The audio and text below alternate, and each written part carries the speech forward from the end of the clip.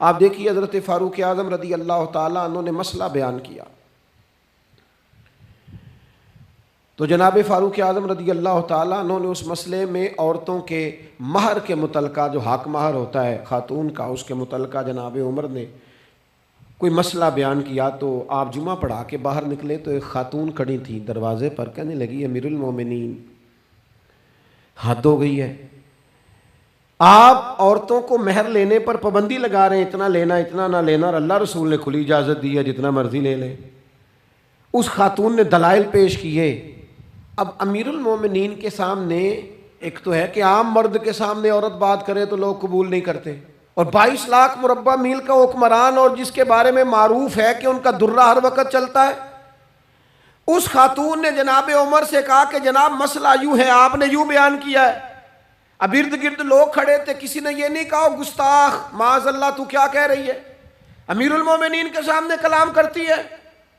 بات حق تھی، کسی نے جرت نہیں کی۔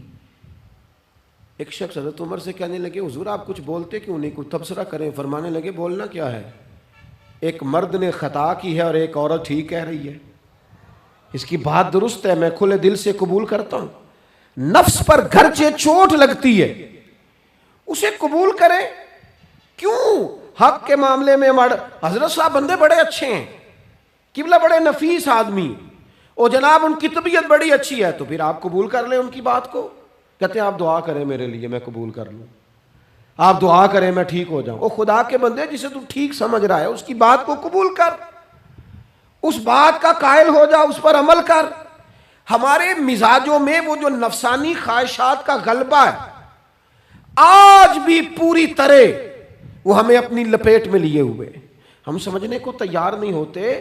حق حق ہوتا ہے، اور جب حق واضح ہو جائے پھر نفسانی خواہشات کو نہ دیکھو۔ نفس ایک بچے کی طرح ہے، اس کی ایک بات مانو گے دوسری خواہش کرے گا، دوسری بات مانو گے تیسری خواہش کرے گا۔ اللہ کے محبوب علیہ السلام نے دعا فرمائی ہے، مسند امام احمد بن حنبل میں موجود ہے۔ حضور اللہ کی بارگاہ میں عرض کرتے ہیں تعلیم امت کے لیے، صرف ہمیں سمجھانے کے لیے، ورنہ تو معصوم عن الخطا ہے۔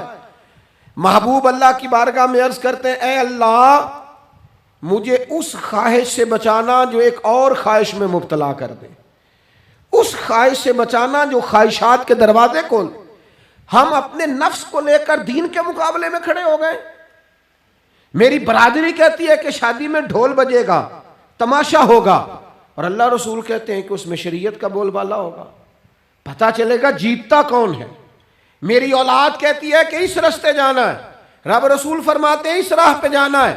نفس کی خواہش اور ہے، اللہ رسول کا حکم اور ہے، ہم اس کو تسلیم کرنے کو تیار نہیں ہوتے۔ معافی مانگنی پڑ گئی ہے ایک بندے سے، ہماری جو بنائی ہوئے قبیلے اور برادریوں میں اونچ نیچ ہے اس کے حساب سے ہم بڑے قبیلے سے ہیں، وہ چھوٹی قبیلے سے، ہم نے جو بنائی ہے، ورنہ تو قبیلے فقط تعارف کے لیے ہوتے۔ معذرت کرنی پڑ گئی ہے، لیکن کمال ہے ہمارے مزاج میں وہ پیدا ہو۔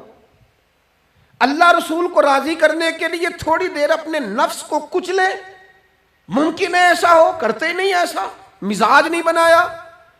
ہمارے نفس کی خواہش کے مطابق اگر چلے پھر سارا، آپ یقین کریں لوگ استادوں کے پاس جا کے عزتیں اور پروٹوکول ڈھونڈتے ہیں، پیروں کے پاس جا کے عزتیں اور پروٹوکول ڈھونڈتے ہیں، ایسی جگہوں پہ جہاں پروٹوکول دینے کی باری تھی وہاں بھی لینے کے چکر میں پڑ جاتے۔ دینی کاموں میں اگر 4 لوگ ایک جگہ پہ اکٹھے